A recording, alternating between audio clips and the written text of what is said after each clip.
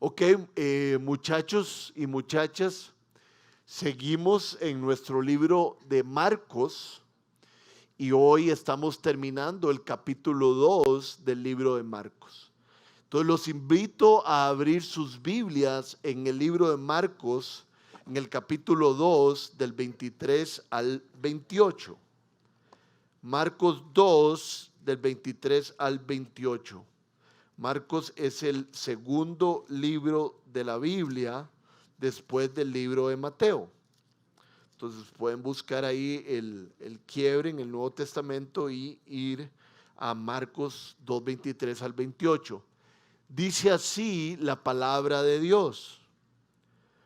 Un sábado, al cruzar Jesús los sembrados, sus discípulos comenzaron a agarrar a su paso unas espigas de trigo. Mira, le preguntaron los fariseos, ¿por qué hacen ellos lo que está prohibido hacer en sábado? Él les contestó, ¿nunca han leído lo que hizo David en aquella ocasión cuando él y sus compañeros tuvieron hambre y pasaron necesidad? Entró en la casa de Dios cuando Abiatar era el sumo sacerdote y comió los panes consagrados a Dios, que solo los sacerdotes les era permitido comer, y dio también a sus compañeros. El sábado se hizo para el hombre y no el hombre para el sábado. Así que el Hijo del Hombre es Señor e incluso del sábado. Dos temas principales, dos temas que creo que este pasaje habla. Este pasaje nos habla un poquito y vamos a tener que utilizar otras cosas de los evangelios sinópticos, pero hay dos cosas que este pasaje nos va a hablar. Entonces esto es lo que nos podemos llevar a la casa. Este pasaje nos habla de que Jesús es Dios, Jesús es el Señor del sábado, y este pasaje nos habla de que el sábado fue hecho para los hombres y no los hombres para el sábado. Jesús es Dios y el sábado fue hecho para nosotros. Hasta el momento Marcos se ha dedicado a dejar claro que Jesús es Dios, el verdadero Redentor y el verdadero Salvador. Jesús es Dios encarnado. Jesús les dijo a sus discípulos, el que me ha visto a mí, ha visto al Padre. El libro de Juan, creo que es en el versículo 18 del primer capítulo, dice que Cristo hizo tabernáculo aquí en la tierra. El tabernáculo era aquella tienda de campaña en el Antiguo Testamento, en el desierto, donde estaba la presencia de Dios. O sea que cuando Jesús dijo cuando Juan dice que Jesús hizo tabernáculo aquí, lo que nos está diciendo es que Dios estuvo presente alrededor de nosotros y ahora está en el Espíritu Santo. ¿Pueden entender lo que significa que Dios se hizo hombre? Y se hizo hombre con un propósito: tomar los pecados de cada uno de nosotros. Marcos, los evangelios identifican a Cristo como el Dios eterno, Santo de Dios, el Hijo de Dios. Y todo esto lo hacen por lo que ya hemos visto un poquito, ¿verdad? Porque Jesús tiene más poder que cualquier tentación, porque Jesús tiene más poder que el enemigo, porque Jesús, vamos a ver que tiene poder sobre la creación y porque Jesús tiene el poder para perdonar pecados. Por eso es que se le dan tantos nombres diferentes a Jesús de su poder. Pero hoy descubrimos un nombre nuevo. Hoy se le dice a Jesús el Señor del sábado. Esa es otra manera de decirle a Jesús. Y aquí quiero hacer un quiebre, aquí quiero parar de lo que estamos, de alguna otra manera, de lo que estamos hablando o del texto que estamos estudiando. Porque yo creo que es muy importante que nosotros pensemos, si Jesús es Dios, ¿cuál es mi relación con Jesús?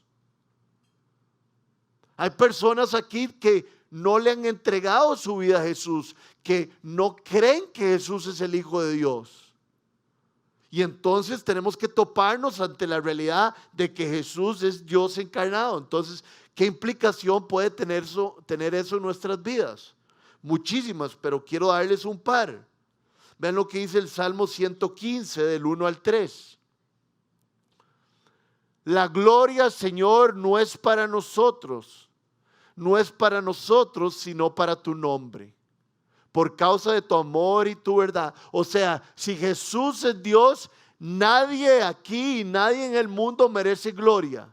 Es Cristo el que merece gloria. Y con nuestras vidas hacemos eso. ¿Por qué tienen que decir las naciones dónde está su Dios? Nuestro Dios está en los cielos y puede hacer lo que les parezca. ¿Cuál es nuestra reacción sabiendo que Jesús es Dios? Que Él puede hacer lo que Él le parezca, que Él es todopoderoso. Y en el versículo 9 lo sigue diciendo: pueblo de Israel, confía en el Señor, Él es tu ayuda y tu escudo. ¿Cómo podemos confiar en el Señor? ¿Cómo podemos estar seguros de que Él está para con nosotros y va a cumplir sus promesas y siempre va a ser fiel? Porque Jesús hace lo que le parezca. Porque Dios no tiene ningún obstáculo. Lo que Él pretende hacer, lo logra. Entonces es muy importante esto. Simplemente quise poner sobre la mesa que Jesús es Dios. Entonces, ¿cómo vamos a reaccionar ante esa gran verdad? Podemos reaccionar con fe, podemos reaccionar con reverencia, podemos confiar en sus promesas, porque Él es Dios. Ahora, volvemos y nos acordamos que Jesús en el versículo 28, estamos viendo el pasaje de hoy, no como siempre en orden, sino en un poco de una manera diferente. Vean lo que dice el versículo 28 de Marcos. Dice: así que el Hijo del Hombre es Señor incluso el sábado. El Hijo del Hombre es un nombre muy especial que utiliza Jesús, que le da mucho poder, porque el Hijo del Hombre también se le habla a Dios en el libro de Daniel.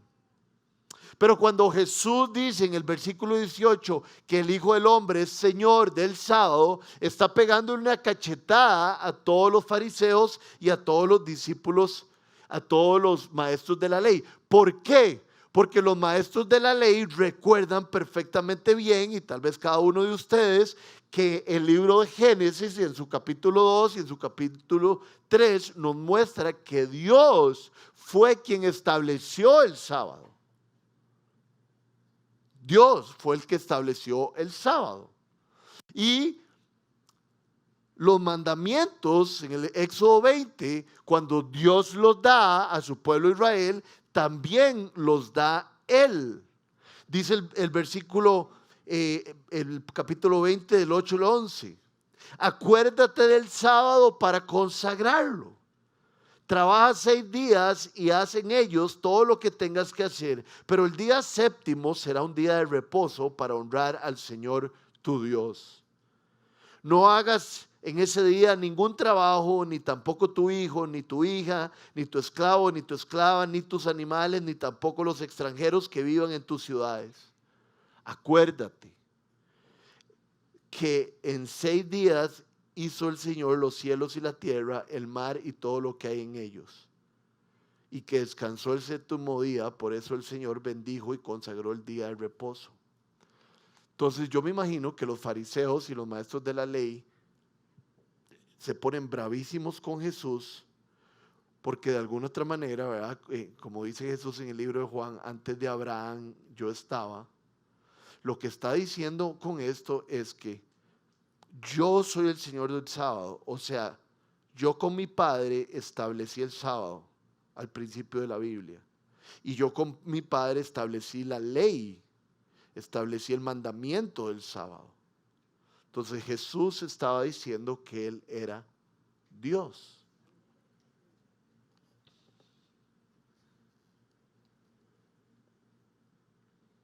Hay una frase de un señor que se llama N.T. Wright que quiero compartir con ustedes. Este señor es inglés y es un gran estudioso. Pero quiero que abran sus corazones en su capacidad de creatividad y de poesía para entender lo que está diciendo N.T. Wright. N.T. Wright está diciendo algo, está escribiendo algo en reacción a que Jesús es Dios y que cada uno de nosotros debe responder. N.T. Wright dice lo siguiente: ¿cómo vivir con el pensamiento aterrador que el huracán se hizo hombre, que el fuego se hizo carne, que la vida misma se hizo vida y caminó entre nosotros? Muchos de nosotros, por no afrontar estas verdades, nos condenamos.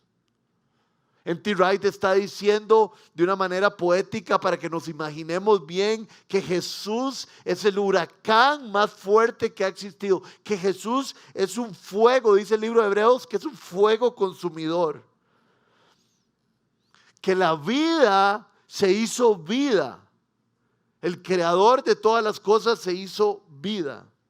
Y lo más importante que está diciendo N.T. Wright es: si Cristo es un huracán, si Cristo es fuego, si Cristo es el creador de la vida, si no reaccionamos ante Él, saldremos condenados. Algunas personas dicen: ¿por qué los cristianos? ¿Por qué la Biblia es tan tajante? La Biblia es tajante porque debajo del cielo no se ha dado ningún nombre por el medio por el cual podemos ser salvos. No ha existido ningún profeta, no ha existido ningún maestro que diga que puede perdonar pecados. No ha habido alguien que cargue con los pecados del mundo. Son puros buenos consejos, gracias a Dios, pero no compre esos libros de autoayuda. Compre la Biblia y compre otras cositas que complementen la Biblia. Estoy siendo muy tajante. Si quiere comprar algo de autoayuda, es su decisión. Pero importantísimo, ¿cómo ha reaccionado usted ante que Jesús es el Salvador? Hay varias personas de fijo en este lugar que nunca han visto a Jesús como el camino de la vida, que nunca se han aferrado a Jesús como Salvador. Hay un montón de personas aquí que tal vez no entienden que Jesús vivió una vida perfecta para no tener pecado. Y así, Él, siendo hombre y no teniendo pecado, podía morir en la cruz. No por Él no necesitaba castigo porque Él no pecó, sino que podía morir en la cruz por todos nosotros que debíamos de ser castigados. Jesús murió por cada uno de nosotros en la cruz, cargando nuestra culpa, cargando nuestros pecados, para que todo aquel que crea en Él no se pierda, mas tenga vida eterna. Y es un regalo, es por gracia.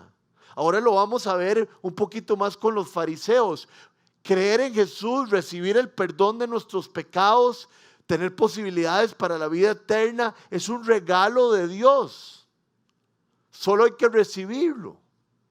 Entonces lo invito desde el fondo de mi corazón, lo invito a usted, lo invito a su esposa, los invito a hombres y a mujeres que hoy mismo consideren entregarle su vida a Dios, hacerlo Señor de sus vidas a Cristo y empezar a caminar con Él.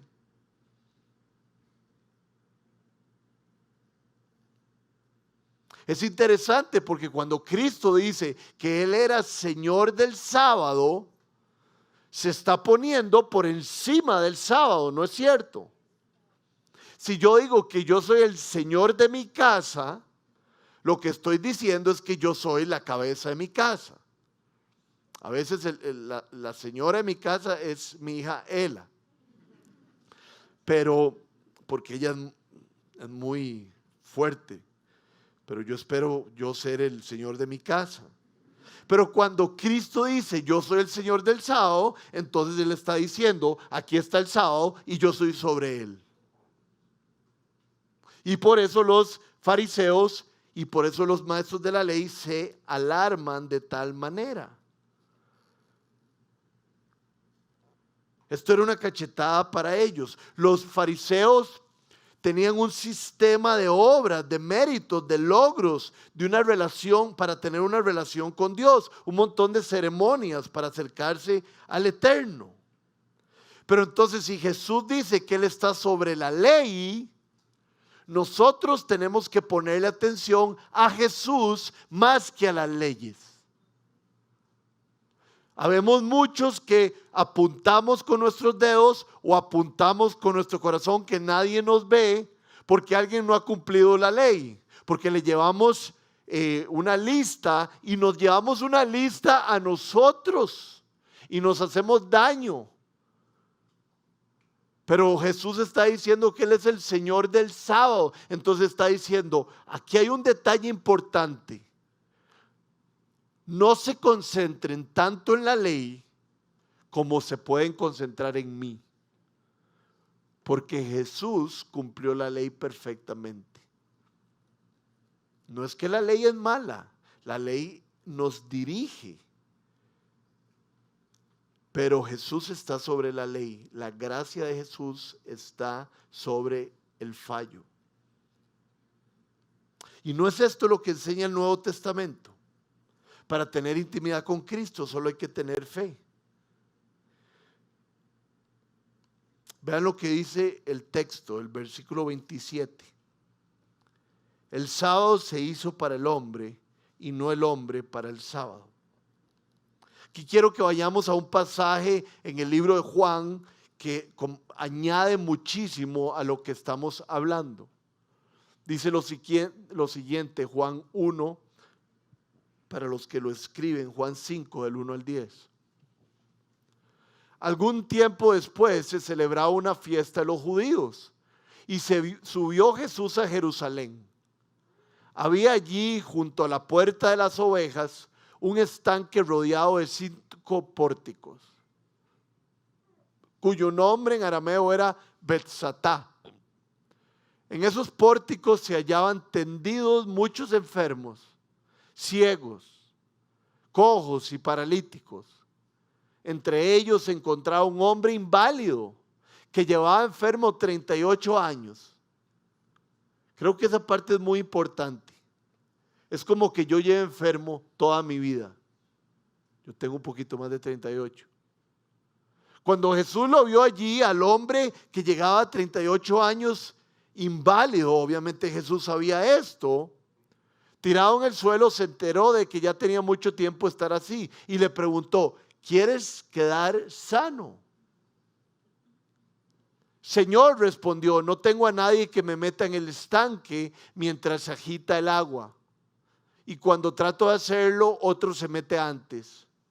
Jesús le dice, levántate, recoge tu camilla y anda. Le contestó Jesús. Al instante aquel hombre quedó sano. Así que tomó su camilla y echó a andar. Pero ese día era sábado, era el Shabbat. Por eso los judíos le dijeron al que había sido sanado, hoy es sábado, no te está permitido cargar tu camilla. Hay 3 cositas aquí que tengo que tener buena memoria para explicarles.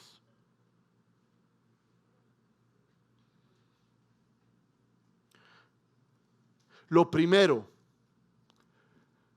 qué raro que Jesús le pregunte a un paralítico de 38 años que si quiere ser sano.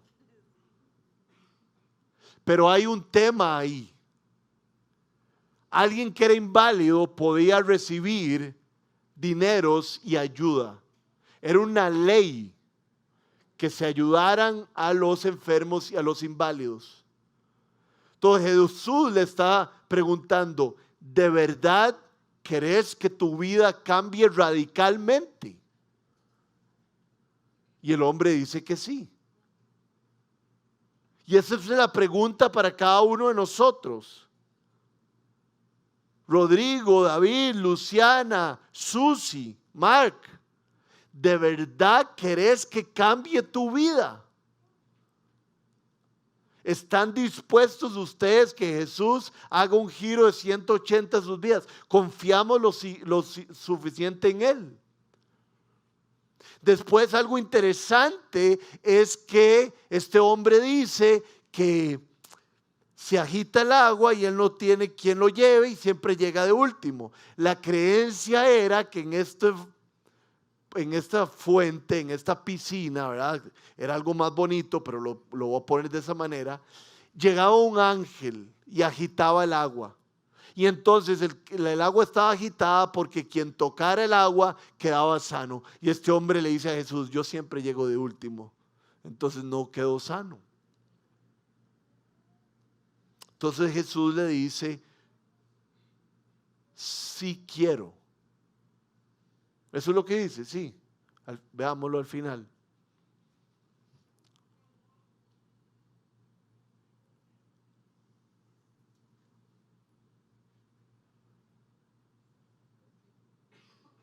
Levántate, recoge tu camilla y anda.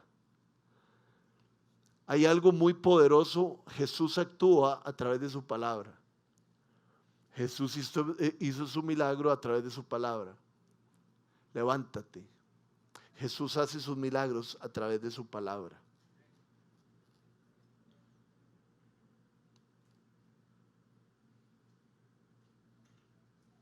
Y dice que los maestros de la ley y los fariseos se pusieron bravos. El hombre que llevaba 38 años sin caminar era un paralítico que todo el mundo lo conocía porque posiblemente llevaba 38 años en el pórtico. Es sano. Y los fariseos y los maestros de la ley, en vez de alegrarse de que el paralítico ya no era paralítico, le dicen, no cargue con la camilla. Tienen un caparazón en su corazón y no están viendo la maravilla de lo que ha pasado. La Biblia dice, no trabaje en el sábado. Pero la Biblia yo no he leído que diga no sanes en el sábado. Y entonces los fariseos dicen, lo primero que dicen, no deberías cargar con tu camilla. En vez de decirle, gloria a Dios, puedes caminar, puedes jugar fútbol de ahora en adelante con nosotros. Y yo entonces me pregunto, Rodrigo, Casa 242, ¿será que a veces somos tan insensibles como estos fariseos? ¿Será que andamos apuntando o no nos alegramos con los que se alegran y no nos ponemos tristes con los que están tristes? ¿Será que no hay compasión en nosotros y el bien de los demás no es nuestro bien y no es nuestra celebración? Porque la Biblia nos enseña que debería ser lo contrario. Y no es como una ley que me tengo que alegrar porque tal persona le salió algo bien. Sino que haya algo en nuestro corazón que sea tan compasivo y tan bondadoso que uno se alegre. Hay excepciones. Uno no se puede alegrar de que la liga ganó 3-0, ¿verdad? Uno no puede compartir eso con las personas.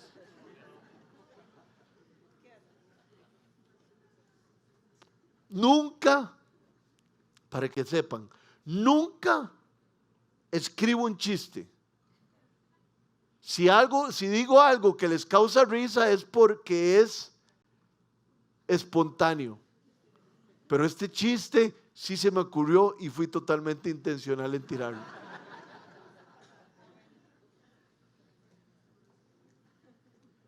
¿Por qué ellos son tan crueles? Porque son legalistas. Vean lo que dice el diccionario, que es el legalismo. El legalismo es una posición que promueve que las leyes sean aplicadas literalmente. Pero ojo, el legalismo es una posición que promueve que las leyes sean aplicadas literalmente, sin tener en cuenta ninguna circunstancia adicional. O sea, hay que cumplir la ley sí o sí. Si hay algún obstáculo, si hubo algo extra que no te permitió cargar de la ley, estás condenado. ¿Verdad? Alguien llega tarde y uno quiere fulminarlo. Y de repente uno no sabe si hubo un choque o hubo algo especial. Eso es solo un ejemplillo. Pero estos hombres eran legalistas, que estaban enfocados en que solo se cumpliera literal la ley, pero no les importaba las circunstancias adicionales que había.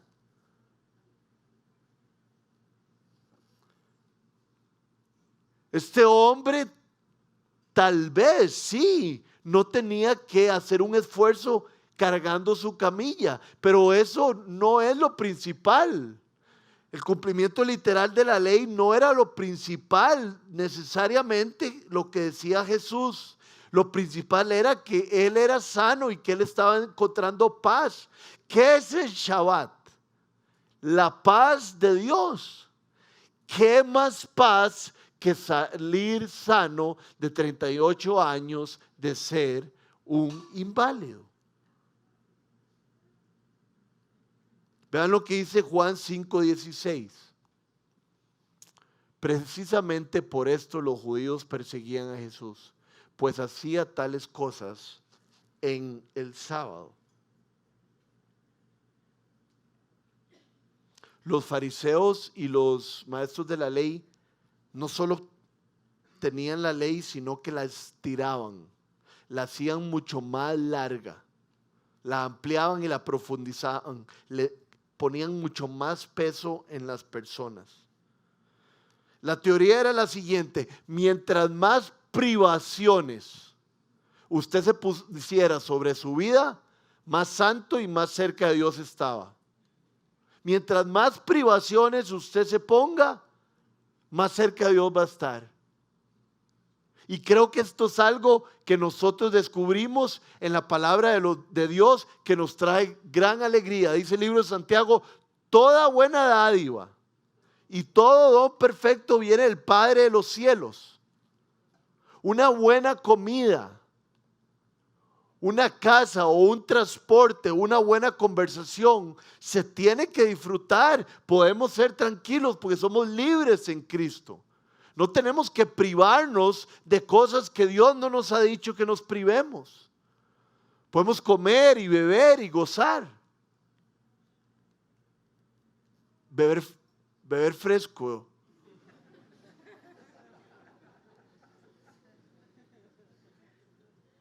O beber una cerveza en fe, tranquilamente. Porque hemos sido hechos libres. Pero la ley está ahí constantemente molestándonos. Los judíos tenían un callo en su corazón y no tenían compasión por las personas. Ellos pensaban que lo exterior era lo más importante, y lo más importante para Jesús es lo interior.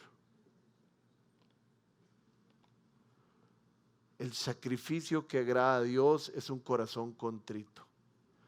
El sacrificio que agrada a Dios no es ni siquiera cumplir la ley literalmente.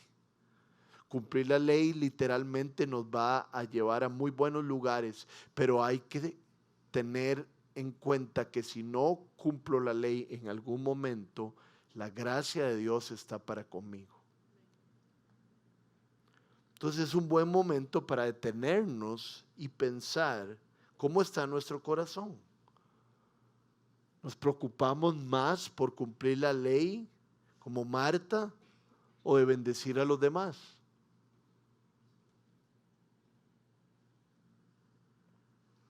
En Mateo 11:28, uno de mis versículos favoritos, Jesús dice lo siguiente: vengan a mí todos ustedes que están cansados y agobiados. Qué palabra más fuerte, agobiado, ¿verdad?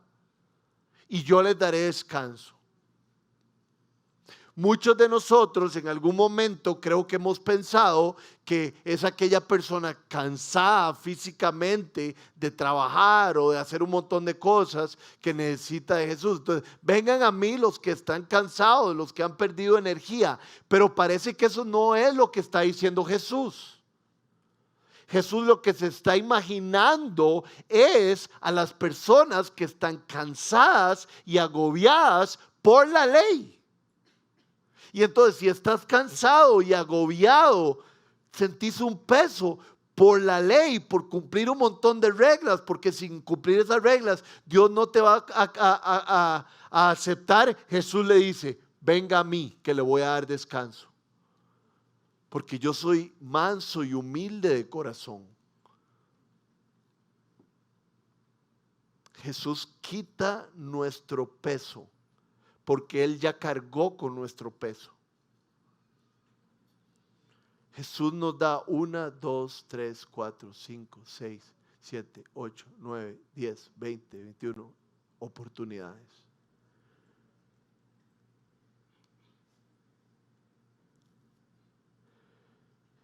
Jesús dice, vengan a mí todos los que estén cansados y cargados, para recordarles que mi gracia está sobre ustedes.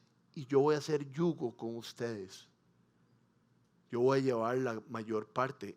Él llevó toda la parte. Jesús, en el versículo de nuestro texto principal, habla sobre David. A partir del 25 dice, ¿nunca han leído lo que hizo David en aquella ocasión, cuando él y sus compañeros tuvieron hambre y pasaron necesidad? David entró a la casa de Dios cuando Abiatar era el sumo sacerdote y comió los panes consagrados a Dios, que solo a los sacerdotes les era permitido comer. Ahora vamos a poner Primera de Samuel del 3 en adelante, que es el lugar donde ocurre esto que Jesús está hablando.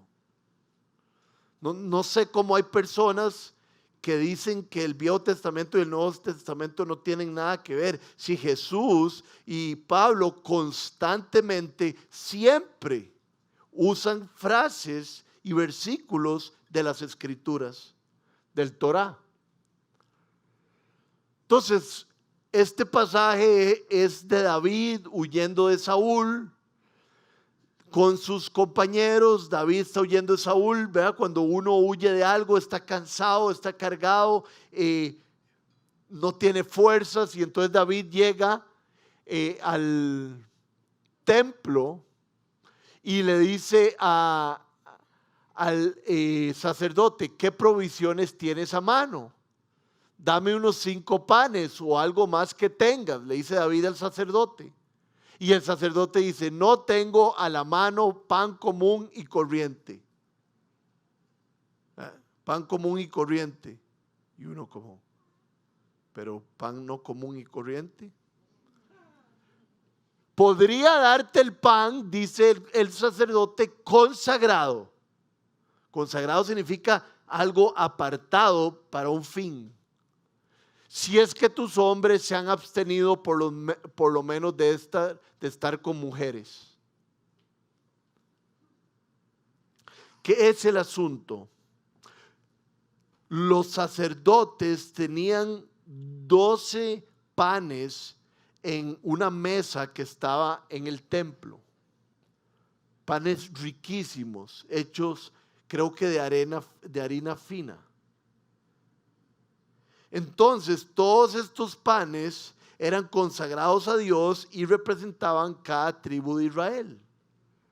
Solo los sacerdotes podían comer de ellos, porque solo los sacerdotes se habían purificado y habían tomado todo el tiempo para comer de ellos.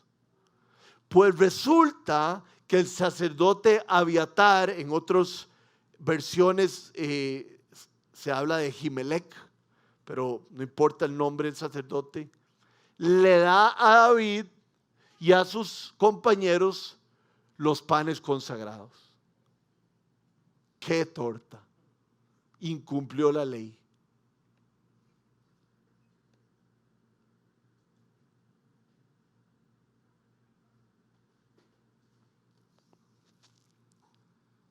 Pero yo me pongo a pensar,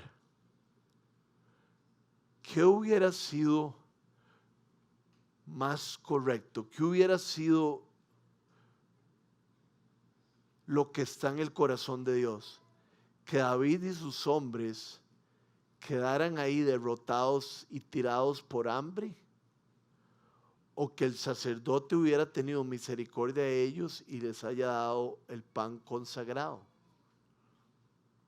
Estuve hablando con un amigo y él me enseñó esto y ya lo había leído 1000 veces, pero él lo trajo otra vez a mi corazón. No hay que enfocarse tanto en la ley como en el espíritu de la ley. Ejemplo, la ley dice: honra a tu padre y a tu madre. Eso es lo que dice la ley. Pero el espíritu de esa ley es honrar a padre y madre para tener una larga vida, para que nos vaya bien. El que se lleva bien con los papás tiene una muy buena vida. Jesús dice: no cometan adulterio.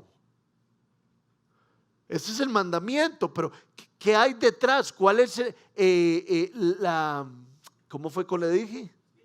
¿Cuál es el espíritu detrás de no cometer adulterio? No tener miedo de jalarse una torta, no involucrarse con alguien que no conoces. Y el regalo de tener relaciones sexuales es para el matrimonio. Lo más importante antes de casarse es que haya amistad y que todo entre ustedes sea un espíritu cercano, emocional y espiritual. Y entonces casado vas a poder gozar de eso. Entonces, ¿cuál es la ley? No cometer adulterio. Pero ¿cuál es el espíritu de la ley? Te va a ir mucho mejor esperando. Confía en mí. Ese es el premio después. Entonces yo creo que hay momentos, y lo leo, que Dios se enfoca en el espíritu de la ley, más que en la ley misma. Porque Jesús es el Dios del sábado, porque Dios es el Dios de todos los mandamientos. Entonces sí, Jesús dice, como técnicamente el sacerdote incumplió. Pero ¿qué era más importante? ¿Dejarlos que murieran de hambre o darles un pan consagrado? ¿Qué traería más gloria a Dios?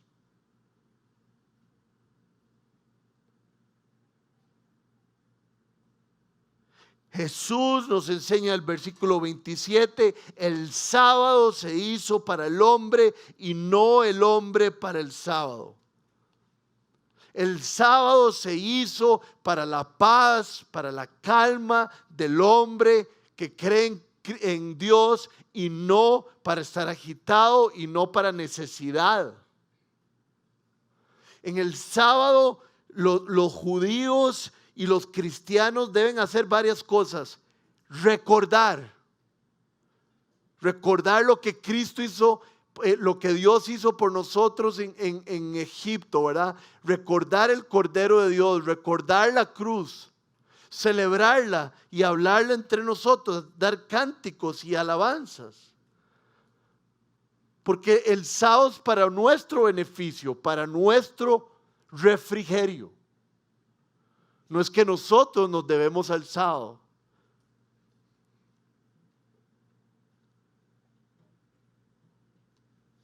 Ahora, voy a decir algo,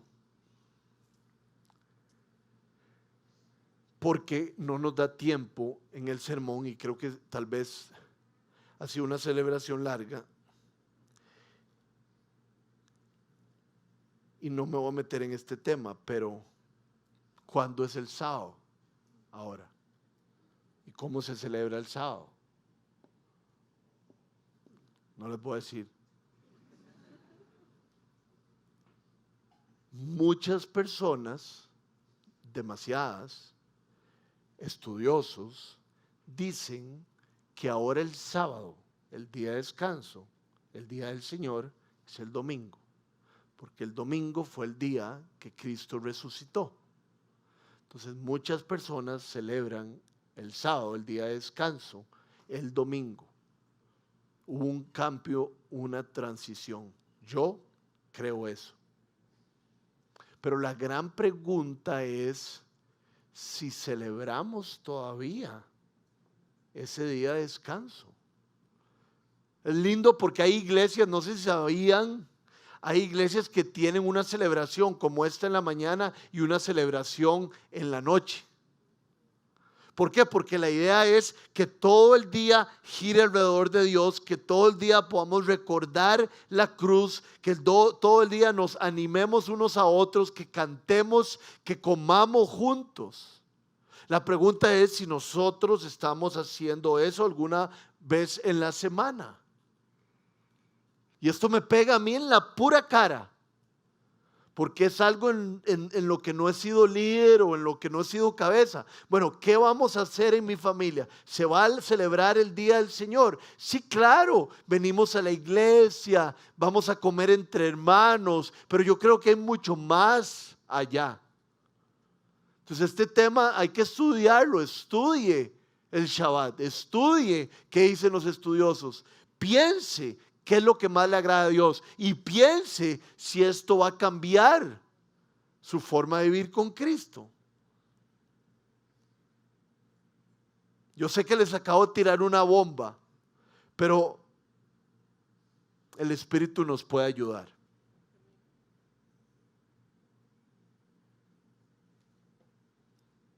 Con esto termino.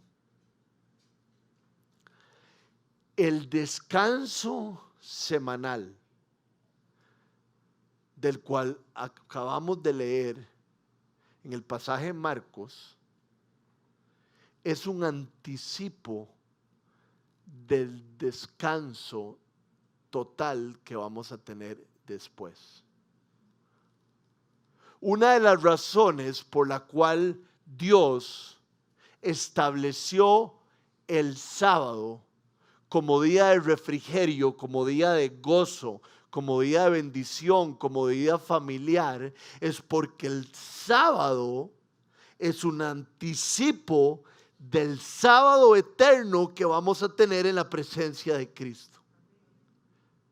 Entonces Jesús está diciendo, yo voy a ser el maestro de ceremonias en aquel lugar. Yo soy el Señor del sábado y yo voy a ser el Señor del descanso eterno. Esas son buenas noticias.